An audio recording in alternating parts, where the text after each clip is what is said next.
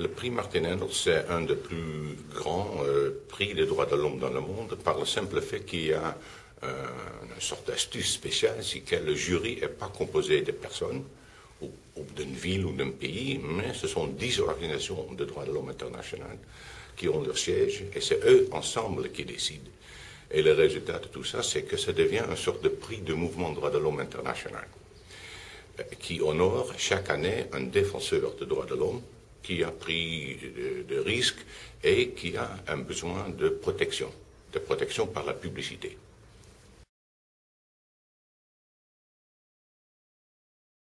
Dans quelques minutes, on va annoncer le prix de cette année qui a été décidé par le jury hier, le 2 mai, à Genève, à l'invitation de la ville. Le jury s'est réuni.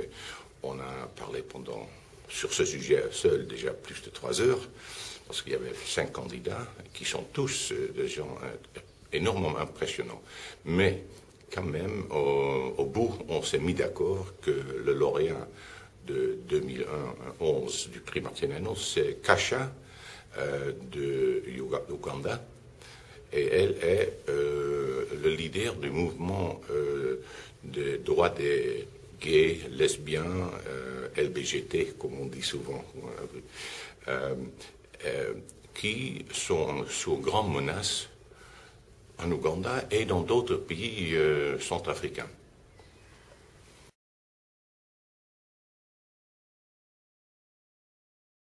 D'abord, il faut dire qu'il y a beaucoup de prix aussi dans le domaine des droits de l'homme. Et en soi, je trouve que c'est une bonne chose, parce qu'il y a beaucoup de gens qui ont besoin de reconnaissance, d'un apport psychologique même, ou un peu d'argent. Tout ça peut aider les gens qui luttent tous les jours pour le droit de l'homme. Mais le prix Martin Ennals ajoute quelque chose un peu plus fort, peut-être plus spécial, et c'est que sa reconnaissance internationale est telle que le prix donne une protection, disons, politique et sociale à la personne. Et quand on pense, par exemple, à cette personne, Kasha, le lauréat de cette année, elle n'est pas populaire, même, on pourrait dire, même dans sa propre famille ou dans son pays. C'est pas seulement quelques homophobes qui la menacent à mort, mais il y a toute une opinion publique qui n'est pas nécessairement en faveur.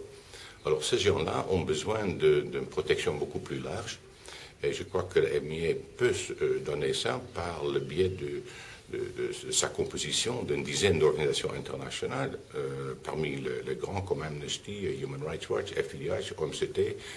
Ils sont tous dans le jury et ils utilisent leur contact avec les médias.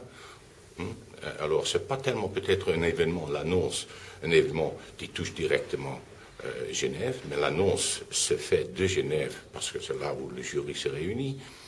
Et après, seulement quelques mois plus tard, le 13 octobre, on aura la cérémonie dans laquelle le lauréat va venir, la lauréate va venir, et on va l'honorer dans une cérémonie d'1 heure. Et là, c'est bien sûr plutôt un événement qui touche Genève direct.